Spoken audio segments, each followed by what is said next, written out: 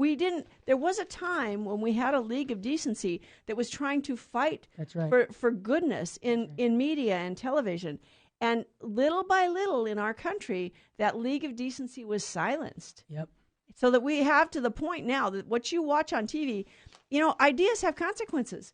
And if you're being entertained by people who are militant atheists and trying to destroy your faith in God, 90% of the media is in the control of militant atheists. That's right. They want to convince you that you don't need God. I'm a soldier for Christ. I'm a soldier for Christ. Before we go into Bishop Sheen with our whistle, I just want to mention something. We're talking about the church, and we're going through a purification right now. Right. But I just want to read something from Pope Pius V that was printed in August 30th. Are you ready? 1568. Yeah. Nothing new under the sun. We had a similar problem 500 years ago. Right. We had homosexual in the priesthood. Exactly. And here's what the Holy Father did. He put out a decree. And the decree, are you ready for the name of the decree? I thought, what a straightforward guy. That horrible crime? Yes. Yeah. You remember, we love the sinner but hate the sin. That's right. That's right. Let's make sure. The sin. So here's what the Holy Father cites.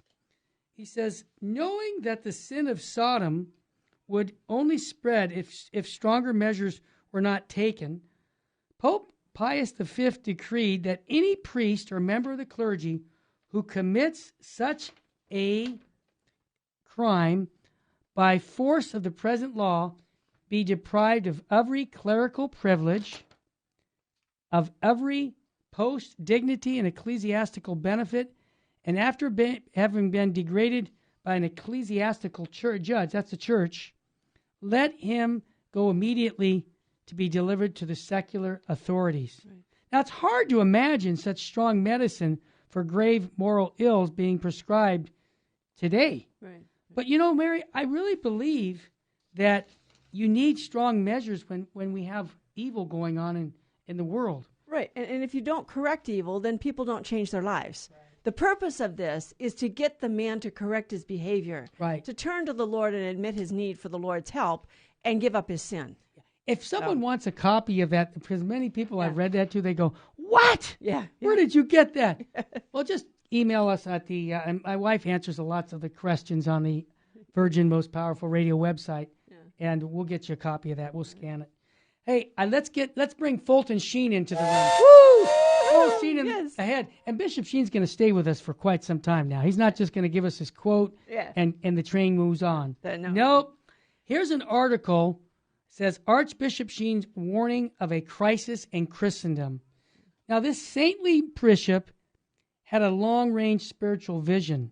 Bishop Sheen saw the roots of today's crisis. Yes, he did. I listened to him on cassette, and he talked about it. Yeah. This article, they're quoting him, he firmly planted and was growing. He gave an antidote to the crisis in the church. First of all, he says this. And this is 1974. Honey, we were in high school. Yes. But remember what was going on. We just passed abortion laws, right. Roe versus Wade. Yeah, exactly. We saw what was going on television. There was all kinds of crummy stuff coming up. Yeah. Bishop Sheen says, first, we are at the end of Christendom. Now, Bishop Sheen solemnly said this on television, 1974. He said, now, not Christianity, not the church. Remember, he says, what I'm saying. Then he defined what he meant. Right. Christendom is an economic, a political, social life as inspired by Christian principles. That is ending. We've seen it die. Look at the symptoms, the breakup of the family, divorce, abortion, immorality. And basically, he says general dishonesty. Now, Mary, what they didn't say in this article, he gives an example, because I memorized it. Yeah. He gave an example of a young woman working at a hotel. Yeah. And you remember, she stole money from the till. That's right. And when she went to court, because she said, "Oh no, I didn't do anything wrong." Right. What do you mean? So when her position from her attorney and her was, no one ever told me it was wrong to that steal. It was wrong to steal. Are you serious? So when you gave me this job, you didn't tell me I wasn't supposed to do this. Whoa. You see, that's what Bishop Sheen's talking about. Christendom. Most people would know that is a wrong thing to do. We to don't steal. You don't take what belongs to someone else. That's wrong. Now, Mary, I want to mention that this was 1974. Right. Today, would you agree that it's even worse? Oh, yes. The world has gone further away from God, unfortunately. A definition of family. Now we have homosexual marriage, so-called. Exactly. Trying to redefine the family, trying to, here's what Bishop, it's okay to kill their children. Here's what Bishop Sheen said that's interesting, as you know. He reminded that of the 22 civilizations that have decayed since the beginning of the world, 19 rotted and perished from within. Exactly. Now, Abraham Lincoln said America will never fall from outside. Right. If it falls, it will fall from within. Now, Mary, we know the example of a frog, boiling the frog. Right. 1 degree at a time. Yeah, you put a frog in a pot of cold water, and then you start a fire underneath of it. 1 degree at a time, you raise the temperature, and eventually you can boil that frog to death, and that frog will not jump out of the water. Now, in this article, Mary, they mentioned that this decline has really picked up its steam. Yes, recently. it has. Yeah. But he said that he thought about in 1968 when Pope Paul VI, who's now St. Paul VI, right, came out with Humanae Vitae, the teaching on the transmission of life. Right. We were kids. We were 12 years old. Right, right. And I want you to just share a story with your mama when that came out. And people, they were dissenting. They were saying, yeah, we can now have birth control. Right. We don't have to listen to the Pope. But tell us what happened in your life. Well, before the document actually came out, my mother was having a discussion with another woman. My mother had 10 children at home. This other woman had 11 children at home. Oh, my gosh. And the other lady said to my mom, but what if he changes the teaching? And my mother looked at her and she said, he can't change the teaching. Yep. This is the church teaching. It's perennial teaching. The Pope can't change what the church has always taught. Right. And she said, what if he does? And she said, he can't. And the woman persisted, what if he does? And my mother looked at her and said, if he does, I'll buy you a hamburger. And I thought, wait a minute, whoa, we never go out to eat. We don't buy anything for anybody. My dad was a teacher, and we had moved out to California from Minnesota. We were struggling financially to make the transition. With that many kids. And we didn't have any extra money. And I thought, this is really important. What's going on? This is, wow.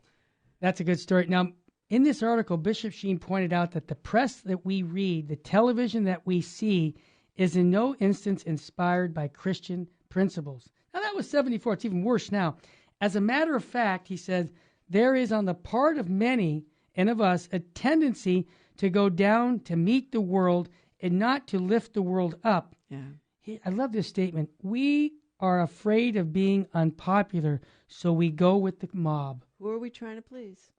Boy. It's interesting. It goes back to the gospel, doesn't it? Mm-hmm. Who's first in our life? Are we more worried about what men think of us or what God thinks? And it's, Bishop Sheen, there was a time when we had a League of Decency that was trying to fight for goodness in media and television.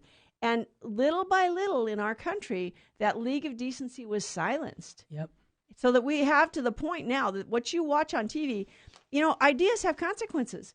And if you're being entertained by people who are militant atheists and trying to destroy your faith in God, 90% of the media is in the control of militant atheists. That's right. They want to convince you that you don't need God.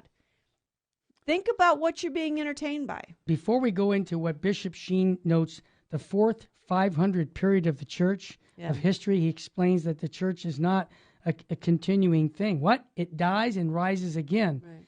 It proceeds on the principle of Christ himself as priest and victim. That's a mouthful. But before I do that, I want to mention to our listeners, we were on retreat Sunday afternoon.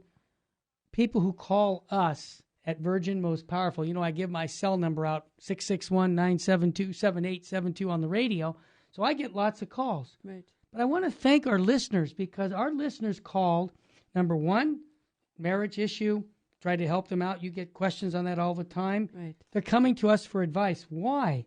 And because they need help. Okay, they're not getting it elsewhere. Number two, one of our listeners, my cousin's got issues with spiritual warfare. He's, doing all kinds of weird things, and we're not sure if it's mental problems or spiritual. Who do we go to? So we directed them. Number three, just with the gospel today, a young man calls me and says, hey, I've had a metanoia. I've had a conversion. What do you mean? Well, I was living with my girlfriend, and now I broke from her. I think God's calling me to become a priest. Sharp young man. I met this, yesterday afternoon. Wow. So what did we do? We put him up here at the Sacred Heart Chapel to say, hey, look, start working with the Carmelite priest. He's working with them for vocation. And because of our support here from you, our listener, you're part of this. I'm just one link in the chain. Right. And I think there was another one that came down the pike today. I got 4 or 5 people that because Virgin Most Powerful Radio is so powerful, people are coming to us. And I'll be honest with you, Mary, I think they're getting answers from us. Many times they call their parishes. Unfortunately, they're not getting answers. They're not getting the right answers. And we need to pray. It's like what the Archbishop said in Ottawa. We need to pray and do penance and make sacrifice and make reparation. We need to turn to the Lord. A holy people, a holy priest. That's it. When the people are holy and they pray for their priests, our priests are under constant attack. Yep. Remember, as the priests and the bishop has the fullness of the priesthood.